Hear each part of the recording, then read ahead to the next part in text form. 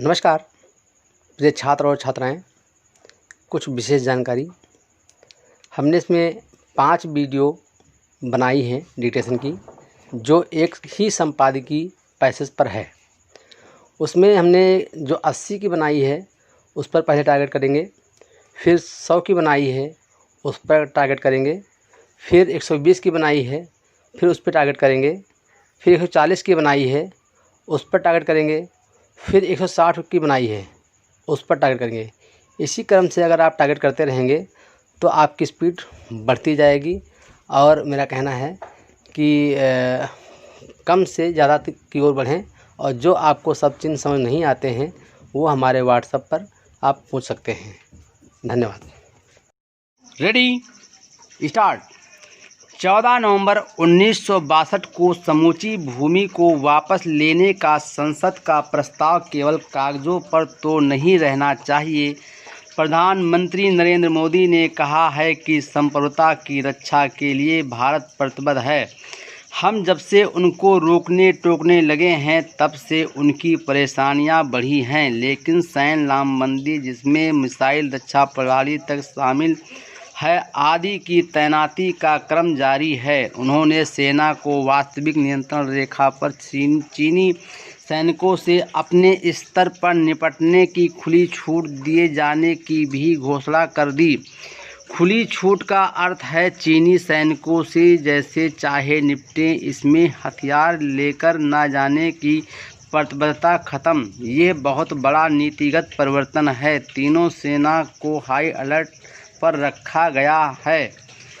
इस तरह सैन्य स्तर पर युद्ध की अवस्था से पहले की स्थिति कायम कर दी गई है। इससे चीन को सीधा संदेश गया है, किंतु आक्रोश जितना हो, मुकाबला करने के लिए शांति और संतुलन के साथ दूरगामी स्थायी नीति की आवश्यकता है। सैन्य लामबंदी तत्काल आवश्यक इसलिए है ताकि चीन को लगे कि भारत अब जैसे को तैसा सैन्य व्यवहार के लिए पूरी तरह तैयार हो चुका है। चीन द्वारा गलवान घाटी पर लगातार अपना दावा करने के बाद भारत ने साफ कर दिया है कि वहां की स्थिति स्पष्ट है और आपको पीछे जाना ही होगा।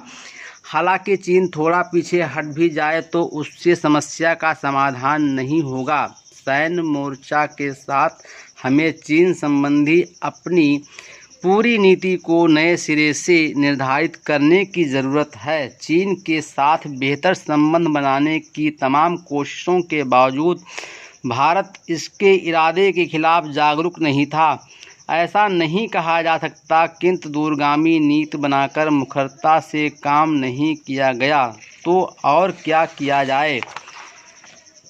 एक साथ किसी देश के जवान इतनी बड़ी संख्या में हताहत होंगे और भी बिना किसी उकसावे और लड़ाई के, तो वहाँ प्रतिशोध की हुंकार उठेगी ही। मूल प्रश्न यही है कि चीन से निपटा कैसे जाए। ये प्रश्न नया नहीं है। वर्ष 1949 में कम्युनिस्ट क्रांति के साथ ही चीन की माओवादी साम्राज्यवादी कम्युनिज्म ने सभी पड़ोसी देशों के लिए समस्याएं पैदा करनी शुरू कर दी थी। वर्ष 1962 के युद्ध के बाद से ये प्रश्न लगातार हम पर हथौड़ों की तरह प्रहार करता रहा है। चीन ने राजीव गांधी के साथ जिस नीति की शुरुआत की उसका मूल यही था कि सीमा विवाद को अगली पीढ़ी के लिए छोड़कर हमें आपसी सहयोग को आगे बढ़ाना चाहिए। उसके बाद से शांति, विश्वास स्थापना तथा सीमा व्यवहार के समझौते होते गए, किंतु चीन ने कभी भारतीय भूमि पर न अपना दावा छोड़ा, न सीमा विवाद को सुलझाने की कोशिश की और न भारत को कमज़ोर और दबाव में रखने की नीति बदली। जो असभ्य और बर्बर खूनी जंग इस समय गलवान घाटी में हुआ है, वो आज न कल होना ही था। चीन के राष्ट्रपति शी चिनफिंग स्वयं को जीवन भर का शासक बनाने के बाद माओ से आगे निकल जाने की कल्पना में चीन को विश्व पर दबदबा रखने वाली सबसे बड़ी आर्थिक और सामरिक महाशक्ति बनाने की योजना पर आगे बढ़ रहे हैं। उन्होंने सबसे बुरी स्थिति की कल्पना करते हुए सेना से सीमा तक आर्थिक हितों की रक्षा के लिए युद्ध की तैयारी की बात की है। चीन के विरुद्ध दूरगामी रणनीति बनाने और उस पर आगे बढ़ने के पहले शी जिनपिंग के इस निजी और राजनीतिक लक्ष्यों को गहराई से समझना होगा। हमारा 43,000 वर्ग किमी भूमि पर उसका कब्जा है। जैसे हम जम्मू कश्मीर वाले पाकिस्तानी भाग को पाक अधिकृत कश्मीर कहते हैं, उसी तरह अक्साई चीन को चीन अधिकृत लद्दाख कहना शुरू करे। इससे एक अलग भाव पैदा होता है तथा संदेश जाएगा कि भारत इसे वापस लेने की कार्रवाई आज न कल करेगा। चीन कभी हमारा पड़ोसी नहीं था, हमारा पड़ोसी तिब्बत था। वर्ष 1951 में चीन ने उसे हड़प लिया। 1959 में तिब्बती धर्मगुरु तथा वहाँ के शासक दलाई लामा को भारत में शरण लेनी पड़ी। सवाल है कि हमने दलाई लामा और तिब्बतियों को शरण क्यों दी। भारत खुलकर तिब्बत की आज़ादी का समर्थन करे। अमेरिका, यूरोप और एशिया में भी जापान, दक्षिण कोरिया जैसे देश तिब्बत पर चीन की नीति के विरुद्ध है। दलाई लामा को देशों ने उच्चतम पुरस्कार दिए हैं।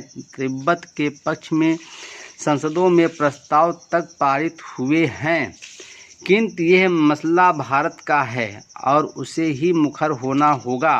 भारत चीन सीमा नाम की कोई चीज़ नहीं है। भारत तिब्बत सीमा है तो इसका यही नामकरण कर दिया जाए। धर्मशाला में तिब्बत की निर्वासित सरकार को मान्यता दी जाए तथा भारत अन्य देशों को भी इसके लिए तैयार करे।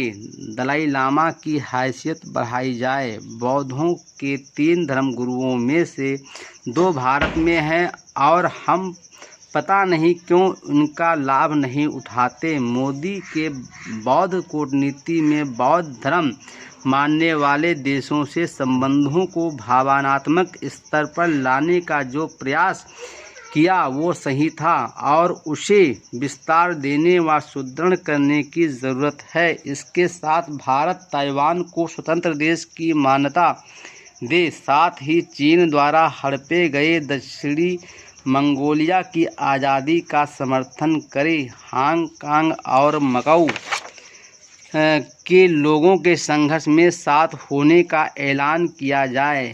ये सब चीन की दुखती नस है। उनके नागरिकों को हम अपने यहाँ आने के लिए वीज़ा का प्रावधान खत्म करें।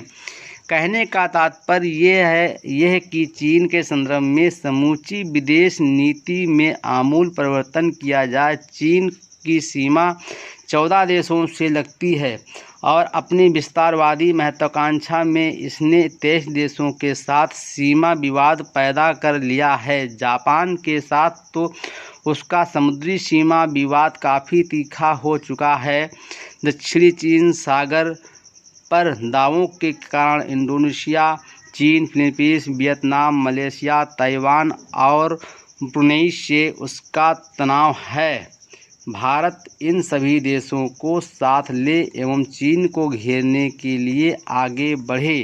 कठोर मुखर वाले और दूरगामी रणनीतियों के साथ भारत आगे बढ़े तो चीन को समुचित जवाब मिलेगा। Full stop.